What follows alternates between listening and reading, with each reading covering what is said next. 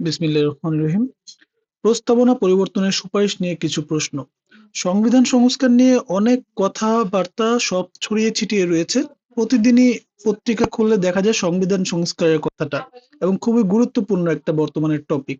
তো আমি চিন্তা করেছি সংবিধান সংস্কারের উপরে বেশ অনেকগুলি তো প্রতিবেদন বের হয়, আমি একটা সিরিজ প্রতিবেদন ভিডিও বানাবো আর কি, যেখানে কি কি পরিবর্তন আসতেছে এবং সেই পরিবর্তনের পক্ষে বিপক্ষে কি কি মতামত আছে, এই সম্পর্কে যুক্তিতর্ক কিভাবে আছে, এগুলা তুলে ধরবো। কেননা বিসিএস সহ চাকরি পরীক্ষা বা অন্যান্য সকল ক্ষেত্রেই এর গুরুত্ব কিন্তু অনেক বেশি। এই কারণে আমি চিন্তা করেছি একটা সিরিজ তৈরি করবো, আর আজকে সেই সিরিজের প্রথম ভিডিও। তো আমাদের যে সংবিধান রয়েছে, বাংলাদেশ সংবিধান, সেই সংবিধান আসলে পরিবর্তন করার জন্য একটা সংবিধান সংস্কার কমিটি, পরিবর্তন না মানে সংস্কার করার জন্য সংবিধান সংস্কার কমিটি গঠন করা হয়েছে, এবং সেই সংস্কার কমিটি একটা প্রতিবেদন দিয়েছে, এবং তারই প্রতিবেদনের মধ্যে যে কিছু গুরুত্বপূর্ণ পয়েন্টে পরিবর্তন আনার কথা, সেইগুলার সুপারিশ করা হয়েছে। সেই সুপারিশকে কেন্দ্র করে নানা তর্ক বিতর্ক, তা নিয়ে আজকের প্রতিবেদনটা আর কি। তো প্রতিবেদনটা লিখেছেন গোলাম রসুল স্যার, তিনি আইইউবিটি এর একজন অধ্যাপক। তো এই প্রতিবেদনে মূলত কি কি জিনিস দেখানো হয়েছে আগে একটু বলে দিই। আমাদের সংবিধানে আহ ধর্মনিরপেক্ষতা, জাতীয়তাবাদ, সমাজতন্ত্র, গণতন্ত্র, এই চারটা মূলনীতির উপরে মানে আমাদের বর্তমান সংবিধানটা আছে আর কি। এই সংবিধানের মূলনীতিগুলোর একটা বাদে, গণতন্ত্র বাদে বাদবাকি সবগুলো পরিবর্তন আনা হচ্ছে। এগুলো আসলে কতটা যৌক্তিক বা কি কি পরিবর্তন আনা হচ্ছে, এইটা এখানে একটা প্রথম ফোকাস।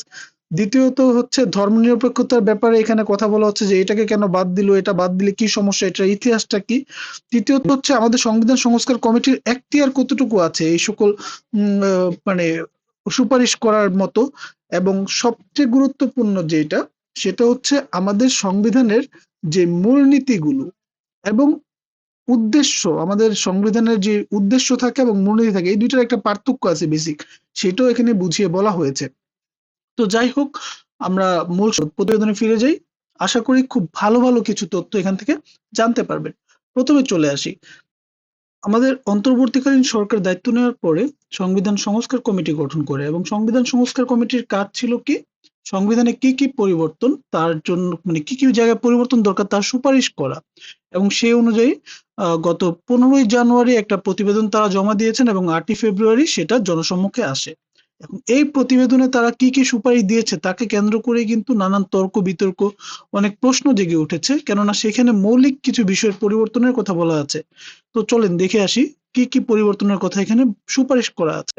আচ্ছা, প্রথমত একটা বিষয় যে আমাদের এই সংবিধানের যে সংস্কার কমিটি, তাদের এই সুপারিশ করা, পরবর্তীতে এটা পরিবর্তন হয়, এই কাজটা কিভাবে হবে, এটা হচ্ছে কি, রাজনৈতিক দলগুলোর সাথে আলাপ আলোচনা করে এবং জাতীয় ঐক্যের ভিত্তিতে এগুলা চূড়ান্ত করা হবে, তারা যে সুপারিশগুলা দিয়েছে।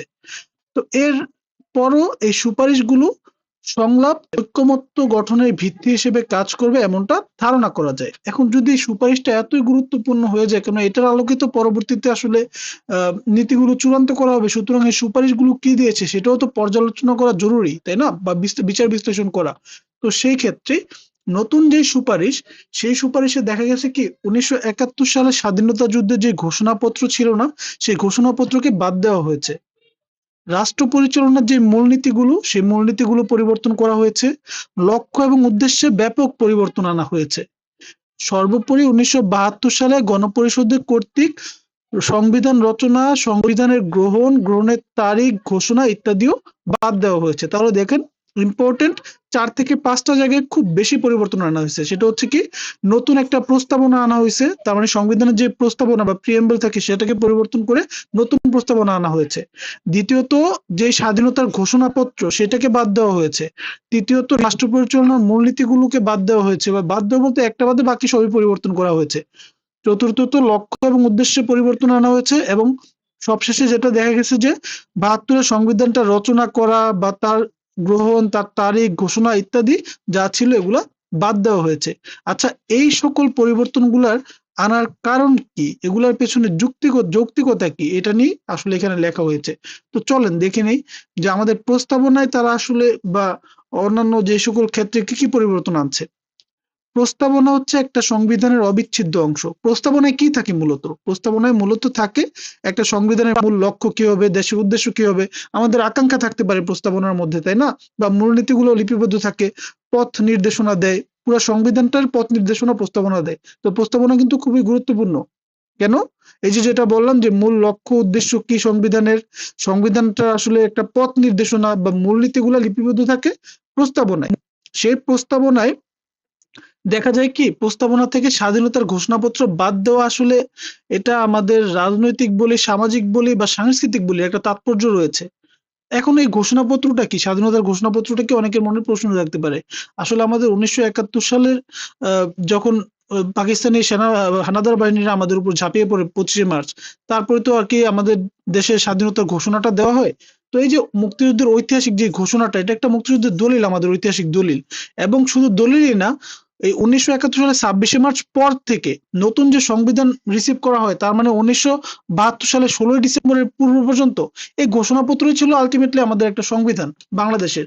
তো সেইটাকেই কেন বাদ দেওয়া হচ্ছে সেটা নিয়ে স্যার একটা প্রশ্ন রেখেছেন এখানে।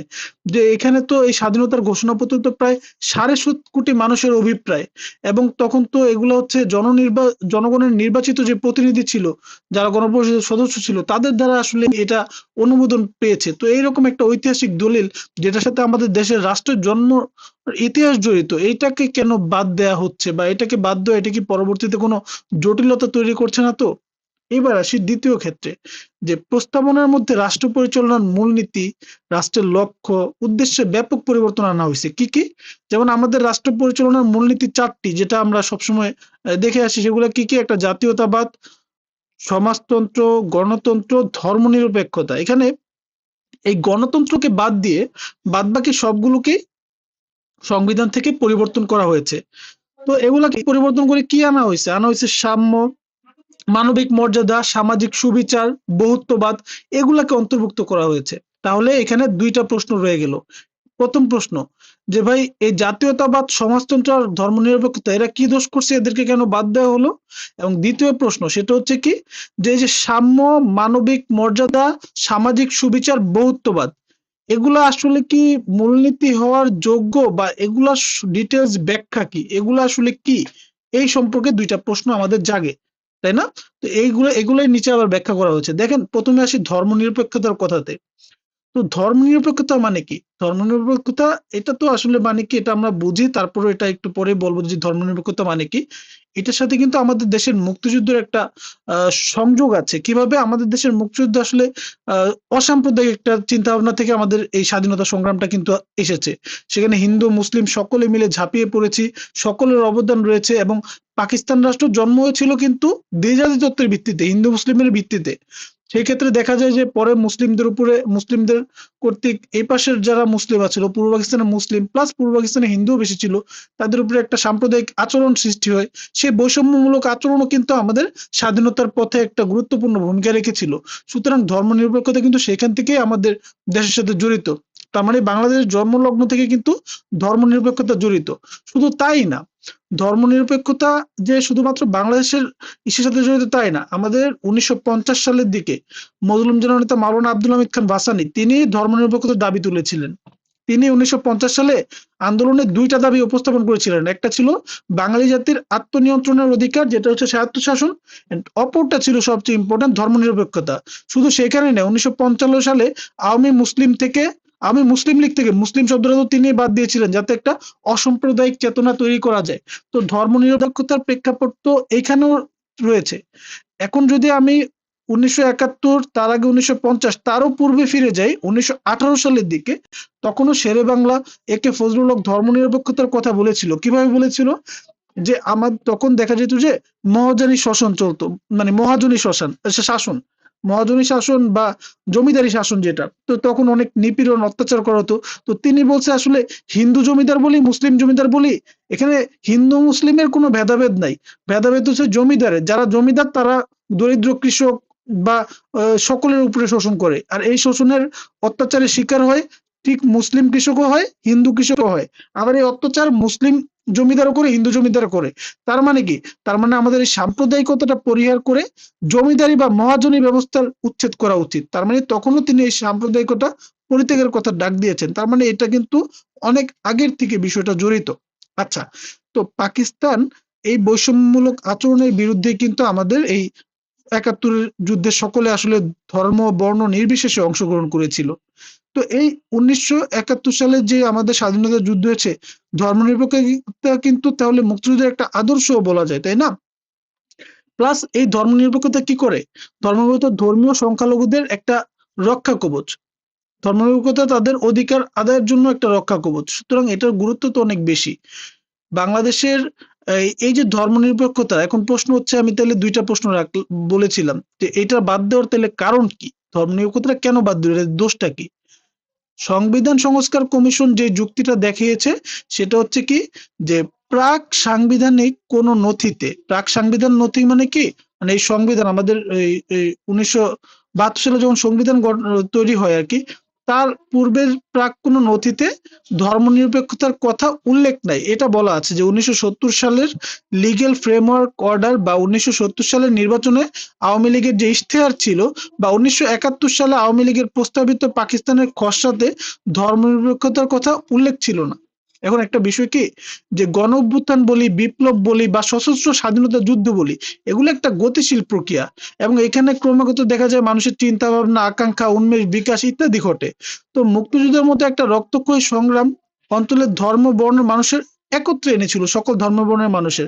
সুতরাং এই চেতনা তো আসলে, এটা তো আস্তে আস্তে বিকাশ ঘটেছে। এটা তো মানে ইশতেহারে থাকতে হবে বিষয়টা এরকম না। তো এই কথাটা স্যার এখানে তাদের যুক্তির এভাবে খণ্ডন করেছে। আচ্ছা, এবার আসি যে পাকিস্তান সৃষ্টির পর পাকিস্তানের প্রতিষ্ঠাতা যে মোহাম্মদ আলী জিন্নাহ, তিনিও কিন্তু ধর্মনিরপেক্ষতার গুরুত্বটা দিয়েছিলেন এবং তিনি 1947 সালের 11ই আগস্ট গণপরিষদের প্রথম সভায় দৃঢ়ভাবে বলেছিলেন, পাকিস্তান হবে এমন একটি রাষ্ট্র যেখানে ধর্ম বর্ণ নির্বিশেষে প্রত্যেক নাগরিক সমান অধিকার পাবে। কিন্তু পরবর্তীতে দেখা যায় কি, তার মৃত্যুর পর তৎকালীন নেতারা কিন্তু এইটা থেকে সরে আসে এবং রাষ্ট্র পরিচালনা ধর্মকে একত্রিত করে ফেলে। তারপরে তো বিশাল কোন্দল আস্তে আস্তে সৃষ্টি হয়। তো যাই হোক, এটা কিন্তু একটা বড় ফ্যাক্টর আমাদের দেশ পরিচালনার ক্ষেত্রে। তো এখানে দেখা যায় যে মোহাম্মদ আলী জিন্নাহ যেটা বলেছিলেন যে তোমরা স্বাধীন, তোমরা তোমাদের মন্দিরে যেতে স্বাধীন, তোমরা মসজিদে যেতে স্বাধীন, অথবা পাকিস্তান রাষ্ট্র যে কোনো উপাসনালয়ে যেতে স্বাধীন। তার মানে তিনিও ধর্মনিরপেক্ষতার কথাই কিন্তু কি বলে আসতেছিল। তো রাষ্ট্রীয় মূলনীতি হিসেবে ধর্মনিরপেক্ষতা বাদ দেওয়ার আরো একটি যুক্তি, সেটা হচ্ছে কি, মানে সংবিধান সংস্কার কমিটি দেখিয়েছেন যে ধর্মনিরপেক্ষতা বাংলাদেশের বিদ্যমান বহুত্ববাদী সমাজের ধারণার সাথে সামঞ্জস্যপূর্ণ নয়, এটি মূলত গণতান্ত্রিক শাসন ব্যবস্থা বিরোধী। এই যে একটা বিষয়, এটা একটু বলি যে ধর্মনিরপেক্ষতাকে বলতেছে যে বহুত্ববাদী সমাজ বিরোধী বা গণতান্ত্রিক শাসন বিরোধী, কিন্তু আসলে তো ব্যাপারটা তা না।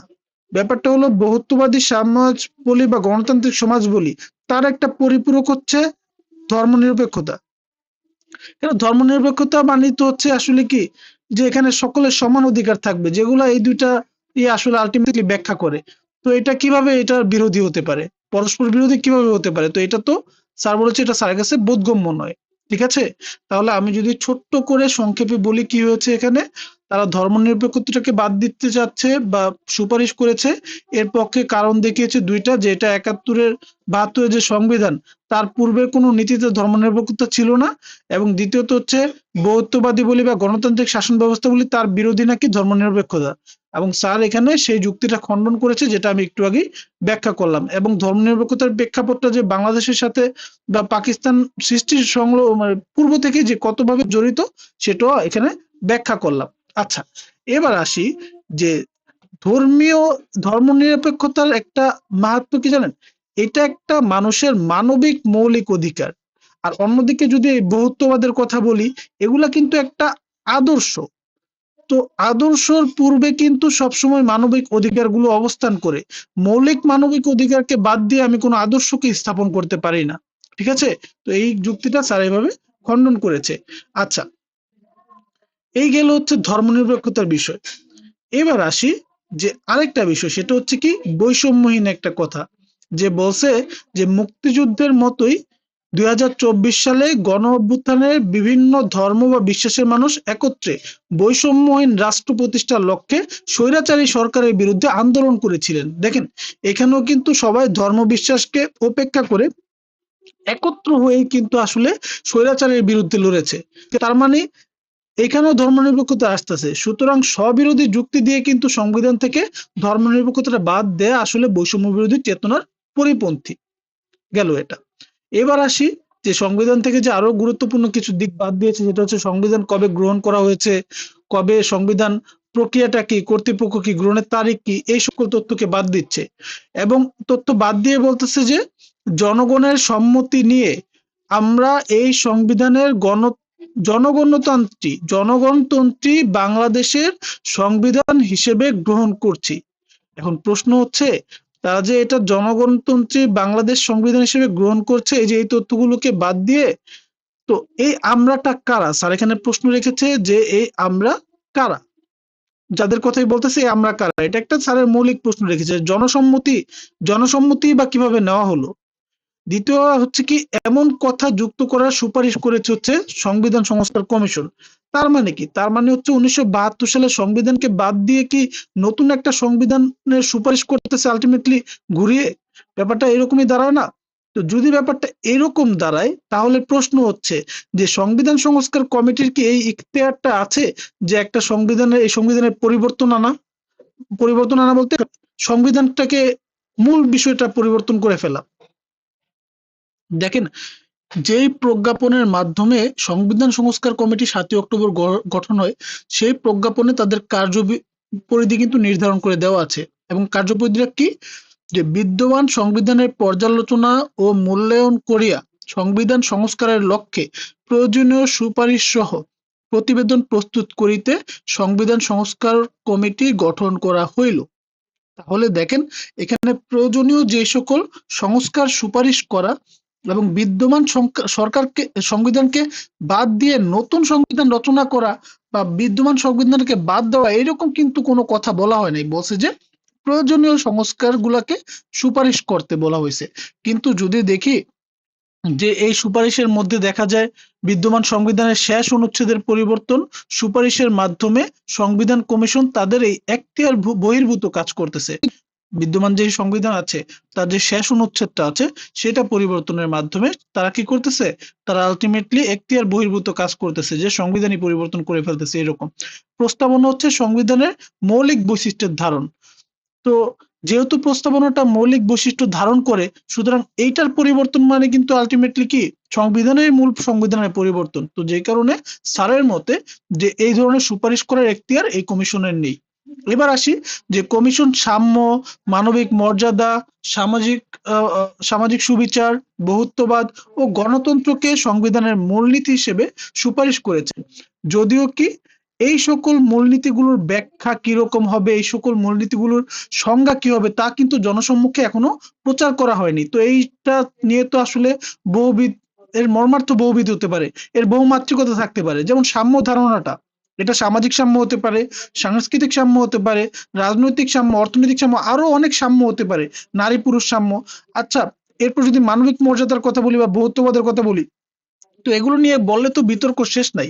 এখন স্যারের মতে যেটা, যে ভাই এই সকল মতবাদগুলো যেগুলো দেওয়া হচ্ছে এগুলো তো আমাদের দেশে প্রতিষ্ঠা এখনো হয়নি, এগুলো থেকে আমাদের দেশ এখন অনেক দূরে আছে। আর যেটা হবে রাষ্ট্রের মূলনীতি, সেটা তো আমাদের দেশে প্রতিষ্ঠিত হতে হবে।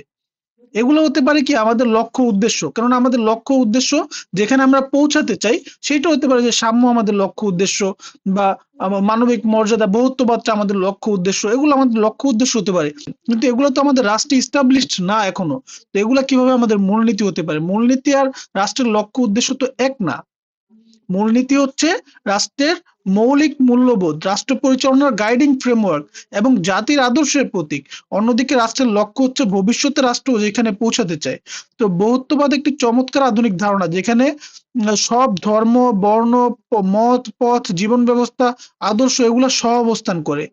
তো এই ধরনের ব্যাপারগুলো, এগুলো তো ব্যাপক, মানে এগুলোর পরিধি তো ব্যাপক, লক্ষ্য উদ্দেশ্য এবং উচ্চ আকাঙ্ক্ষী।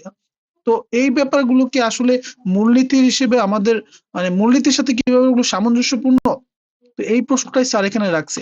যে সংবিধানের প্রস্তাব পরিবর্তনের ব্যাপক তাৎপর্য রয়েছে।